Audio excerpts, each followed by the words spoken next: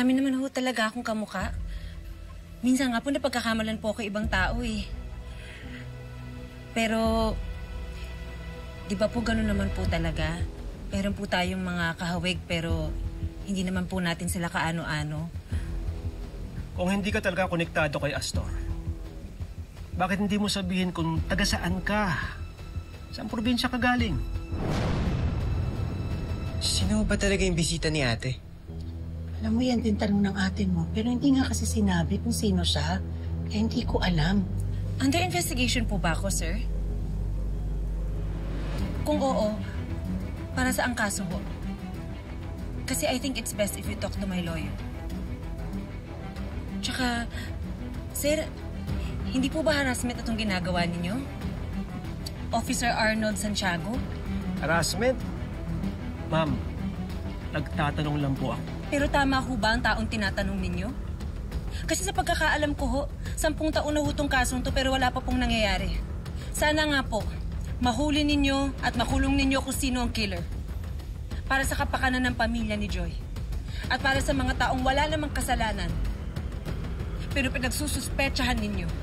Bakit ka ba natataranta dyan? Manang Pilar, alam niyo naman ho, hindi kami basta-basta dapat nagtitiwala, di ba? Kinakausap naman ng ate mo eh. Baka naman safe. Ano pong meron? Eh, kasi to curious kung sino kausap ng ate niya. Ha? Asan sila? Ba't hindi mo lapitan? Ha? Hindi ko naman sinisilip. Basta okay na. Okay. See you around. Bye, Madam Pilar.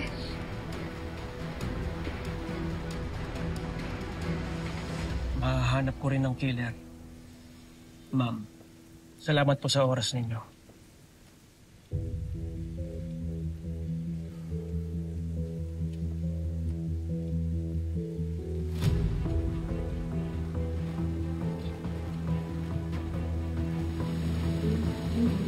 Who was that, tita? Ah? Parang familiar yung face niya. Naliligaw. Natatanong ng direksyon. I see. Tara na pa. Amber, medyo sumakit kasi yung ulo ko eh. Hindi na lang muna ako papasok. Magpapahinga na lang muna ako.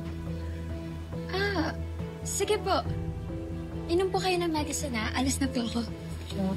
Take care po.